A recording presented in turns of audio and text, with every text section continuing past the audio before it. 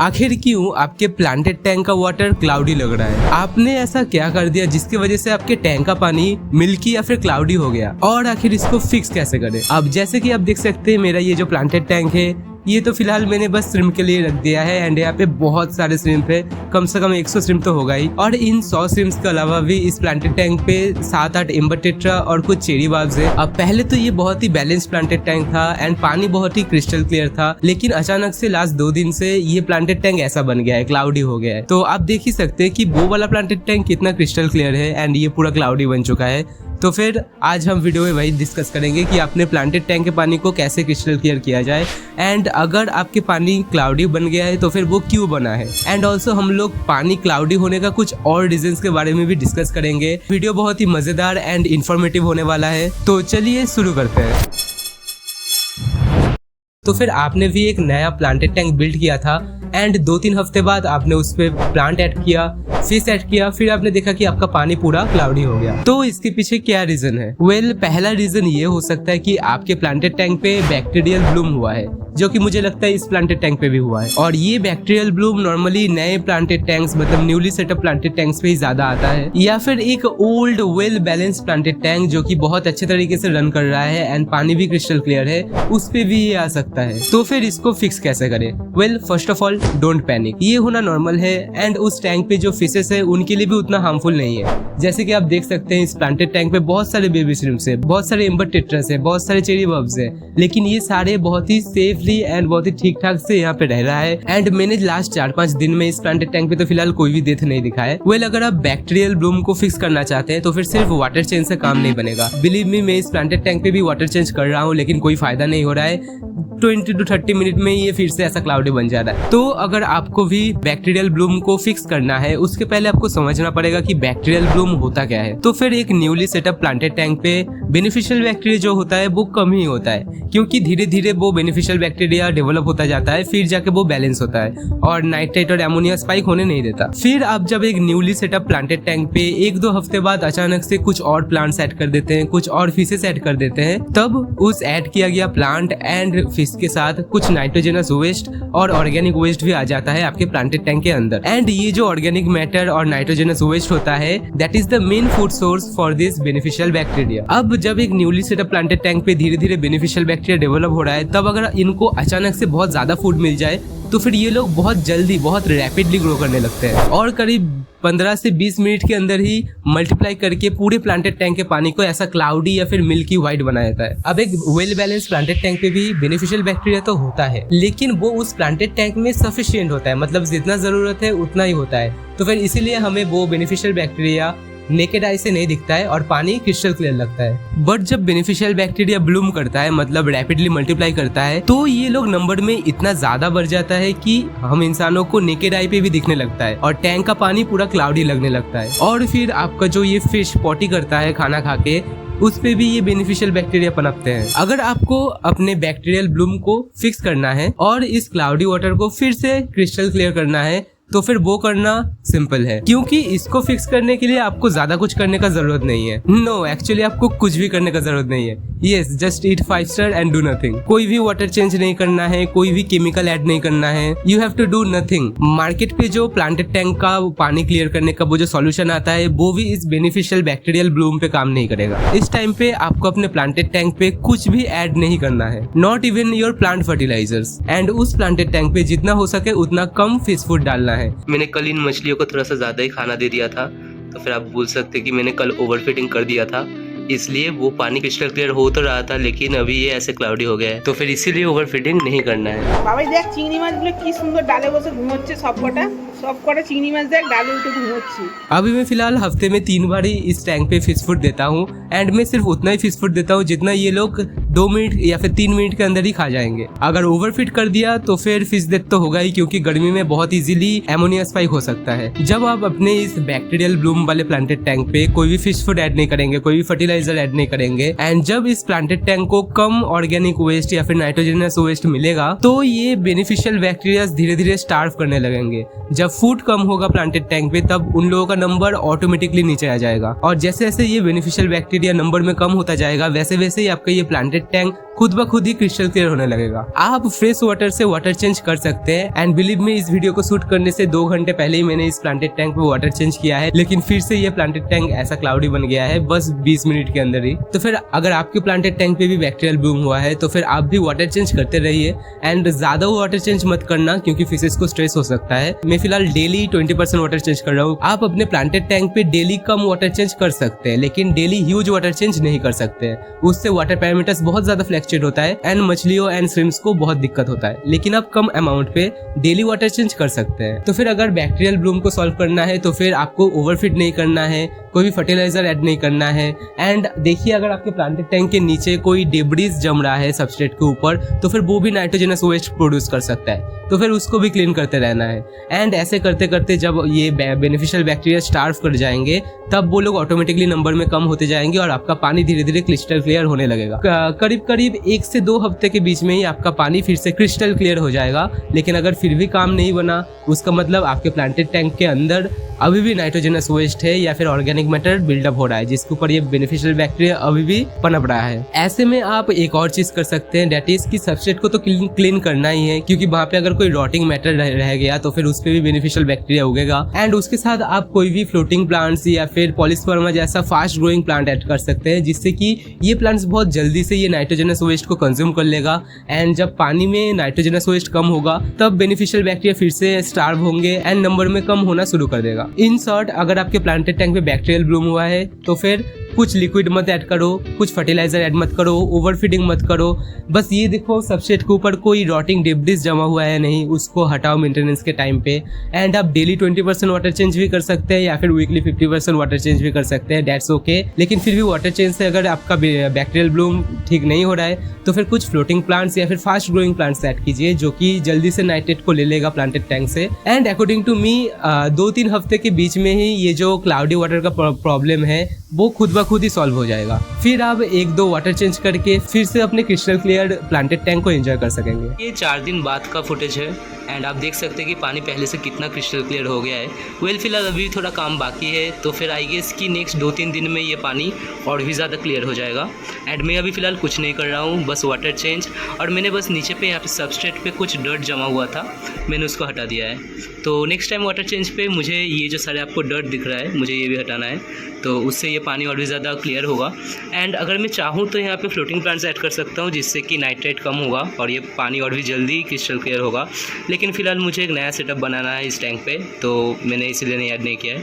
लेकिन अगर 2-3 हफ्ता हो गया है, 4 हफ्ता हो गया है लेकिन फिर भी ये पानी क्लाउडी ही रह गया है, क्लियर नहीं हो रहा है, उसका मतलब शायद आपका ये प्रॉब्लम बैक्टीरियल ब्लूम का नहीं है, शायद आपके प्लांटेड टैंक में कोई और दिक्कत चल रहा है। तो फिर चलिए आगे जानते हैं कि और किन किन रीजंस की वजह से आपका प्लांटेड टैंक का वाटर क्लाउडी हो सकता है। Okay, so the second reason why your planted tank could have cloudy water, that is your dirty substrate. बहुत टाइम हम लोग जब एक नया प्लांटेड टैंक बिल्ड करते हैं तब हम लोग ग्रेवल खरीद के लाते हैं, सैंड खरीद के लाते हैं, लेकिन हम लोग उनको धोए बिना ही यूज करते हैं। एंड उन ग्रेवल, स्टोन्स एंड सैंड पे बहुत टाइम डर्ट रहता है जिसपे बाद में पानी ऐड करने पे टैंक पूरा क्लाउडी कर देता है। उसके अलावा अगर आपके पास भी मेरे जैसा ओपन टॉप टैंक है, मतलब आप एक्वेरियम में कोई भी कवर यूज नहीं कर रहे हैं, तो फिर उस टैंक के ऊपर पानी पे हमेशा ही कुछ ना कुछ डर्ट गिरता रहता है जिसकी वजह से भी आपका प्लांटेड टैंक थोड़ा डर्टी हो सकता है। एंड उसके साथ अगर आपका प्लांटेड एक्वेरियम किसी विंडो के बगल पे है एंड विंडो से बहुत तेज हवा आता है तो फिर उससे भी बहुत ज्यादा डर्ट उड़ के प्लांटेड टैंक के ऊपर गिर सकता है एंड उससे भी आपका पानी थोड़ा सा डर्टी एंड क्लाउडी हो सकता है। पर इसका सॉल्यूशन बहुत ही इजी है। इससे डील करने के लिए आपको बस वीकली वाटर चेंज करते रहना है और अपने फिल्टर पे बस एक फाइन फिल्टर मेस या फिर कोई भी फाइन स्पॉन्ज यूज करना है जो कि इस डर्ट को ट्रैप कर ले। एंड उसके साथ आप जब भी वाटर चेंज करेंगे बस वाटर चेंज करके मत छोड़ देना, अपने सबस्ट्रेट के ऊपर वो जो धूल जमता है उसको भी जरूर एक बार साइफन आउट कर लेना रबर पाइप से, या फिर आप चाहे तो आपका जो स्टोन है, ड्रिफ्टवुड है, उसके ऊपर ब्रश से क्लीन करके फिर उसको भी साइफन आउट कर लेना। इससे क्या होगा, आपके टैंक के अंदर कोई भी डर्ट छुपा हुआ नहीं रहेगा। फिर वहाँ से जब मछलियाँ गुजरेंगे तब वो डर्ट इधर उधर नहीं होगा। अब इस सिचुएशन पे आप चाहे तो अपने टैंक पे एपीआई का जो एक्वा क्लियर आता है वो, या फिर कोई भी दूसरा प्लांटेड टैंक के वाटर क्लीन करने का जो भी केमिकल आता है वो यूज कर सकते हैं। इन सारे केमिकल्स को यूज करने पे भी ये जो सारे डर्ट्स है वो सारे आपके फिल्टर का जो वो फाइन फिल्टर मिस मैंने बोला था ऐड करने के लिए, उस पे जम जाएगा, फिर आपका पानी फिर से क्रिस्टल क्लियर हो जाएगा। मेरे इस वाले प्लांटेड टैंक पे भी कुछ ना कुछ डर्ट या फिर फिशेस का पॉटी इधर उधर उड़ता रहता है, मतलब फ्लोट अराउंड करता रहता है।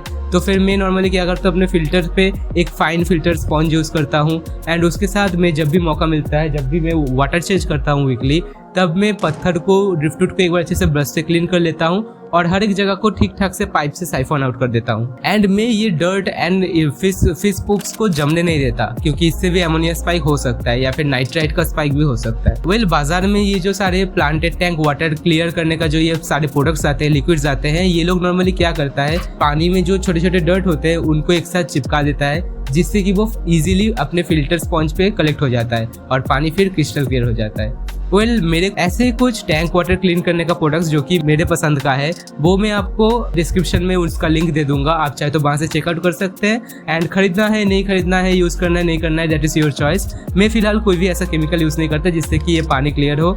मैं अपने पानी को नेचुरली रखता हूँ, क्योंकि मैं नॉर्मली केमिकल सेट करने से थोड़ा सा झिझकता हूँ अपने प्लांटेड टैंक पे। तो लिंक इन द डिस्क्रिप्शन, आप चाहे तो चेक कर सकते हैं, आप चाहे तो खरीद भी सकते हैं, यूज भी कर सकते हैं, it is up to you. Okay, so reason number 3, आपके प्लांटेड टैंक का वाटर क्रिस्टल क्लियर ना होने का और एक रीजन हो सकता है, that is your driftwoods. Yes, normally new driftwoods जो होता है वो पानी पे टैनिन लीच करता है।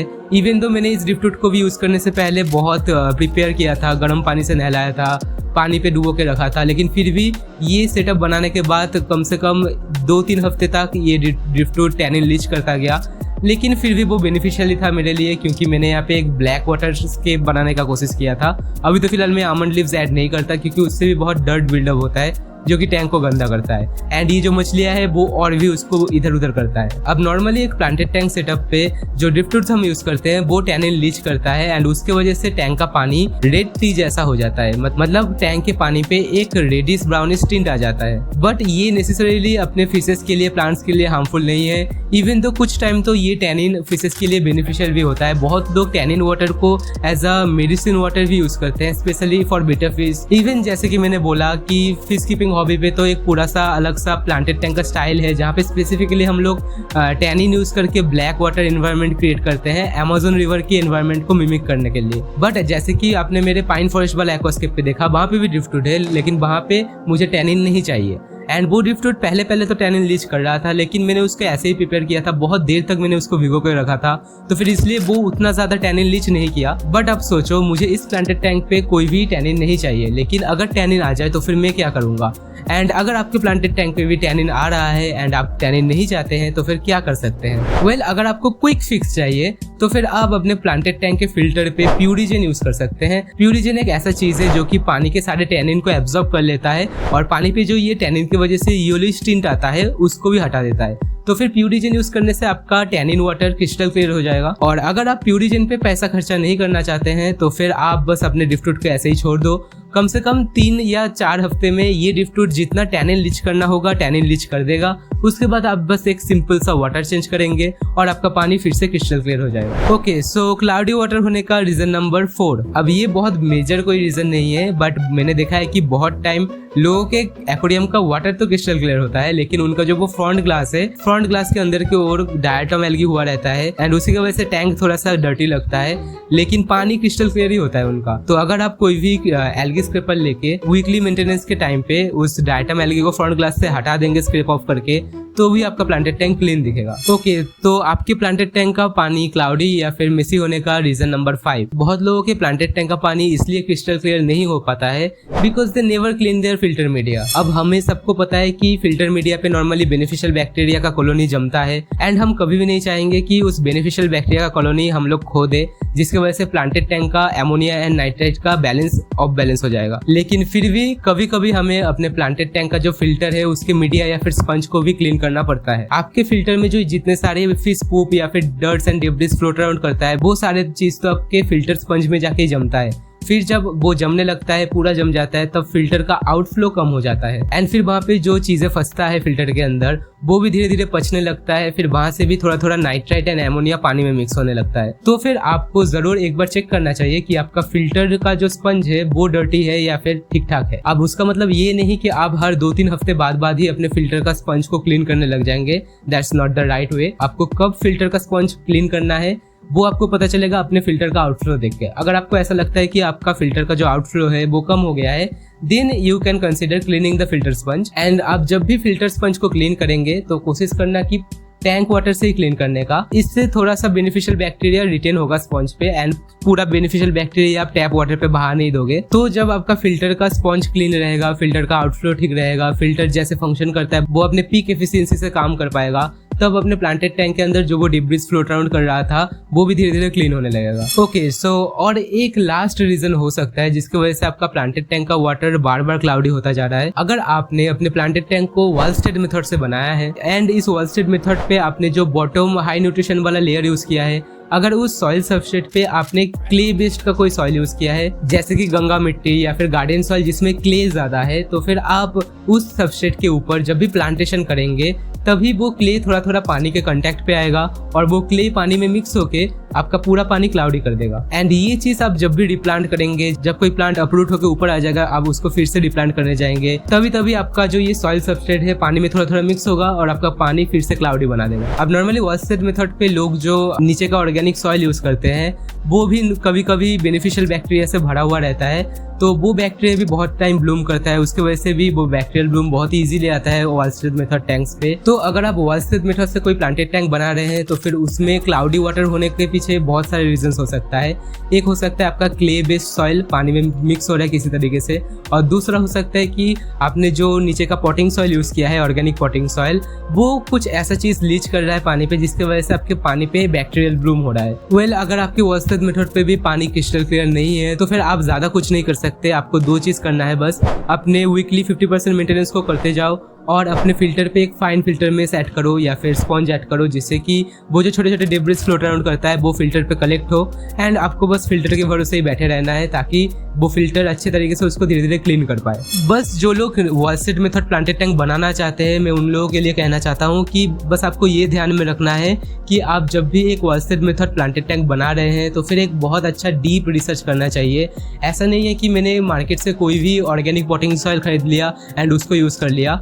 आप अगर कोई भी ऐसा ऑर्गेनिक पॉटिंग सॉइल यूज करेंगे जिसपे फंगीसाइड है, पेस्टिसाइड है या फिर कोई आर्टिफिशियल फर्टिलाइजर मिला हुआ है, then that is not good for your Walstad method tank and उसको यूज करने से आपका प्लांटेड टैंक कभी भी क्रिस्टल क्लियर नहीं होगा एंड आपको कुछ ना कुछ कॉम्प्लिकेशंस तो दिखेगा ही। तो जिन लोगों के पास ऑलरेडी वालस्टेड मेथड प्लांटेड टैंक है, मुझे पता है कि वो लोग भी क्लाउडी वाटर का प्रॉब्लम फेस करते हैं एंड सच कहूँ तो वालस्टेड मेथड पे क्लाउडी वाटर होना अभी फिलहाल नॉर्मल हो गया है। सबके वालस्टेड मेथड टैंक पे ही पानी थोड़ा सा क्लाउडी रहता है। तो मैं सोच रहा हूँ कि नेक्स्ट एक प्लांटेड टैंक पे फिर मैं भी आप लोगों की जैसा ही एक वालस्टेड मेथड टैंक बनाऊंगा, मतलब जिसपे मैं एक्वा सॉइल के अलावा कोई पॉटिंग सॉइल यूज करके या फिर गार्डन सॉइल यूज करके फिर सैंड से कैप करके एक वालस्टेड मेथड प्लांटेड टैंक बनाने का कोशिश करूंगा। फिर मैं जो कॉम्प्लिकेशंस फेस करूंगा उसको भी सॉल्व करने का कोशिश करूंगा। तो मुझे लगता है कि वो वाला वीडियो आप लोगों के साथ बहुत ही ज्यादा रिलेटेबल होगा एंड आप लोगों को उस वीडियो से कुछ प्रैक्टिकल सॉल्यूशंस भी मिलेगा एंड आई होप कि आप लोग जो वालस्टेड मेथड पे फेस करते हैं वो भी मैं फेस कर पाऊंगा। तो फिर नेक्स्ट एक से प्लांटेड टैंक सेटअप, वो भी एक वालस्टेड मेथड पे, बहुत जल्द आपको मेरे चैनल पे देखने को मिलेगा। तो फिर अभी तक मैंने इस वीडियो पे जो बोला वो सब करके देखो कि ये सब मेंटेन करने से आपका प्लांटेड टैंक का वाटर क्रिस्टल क्लियर ही होगा एंड आई होप कि आप लोगों को ये वीडियो हेल्पफुल एंड इन्फॉर्मेटिव लगा होगा। तो फिर आज के लिए फिलहाल इस वीडियो पे इतना ही एंड मैं आप लोगों के साथ मिलूंगा फिर से एक नया इन्फॉर्मेटिव वीडियो के साथ। तो तब तक आप ये वाला वीडियो चेकआउट कर सकते हैं एंड चैनल को जरूर सब्सक्राइब कर लेना ऐसे इन्फॉर्मेटिव वीडियोस आगे भी देखते रहने के लिए। So as always take care and keep aquascaping. रियूक्स आउट।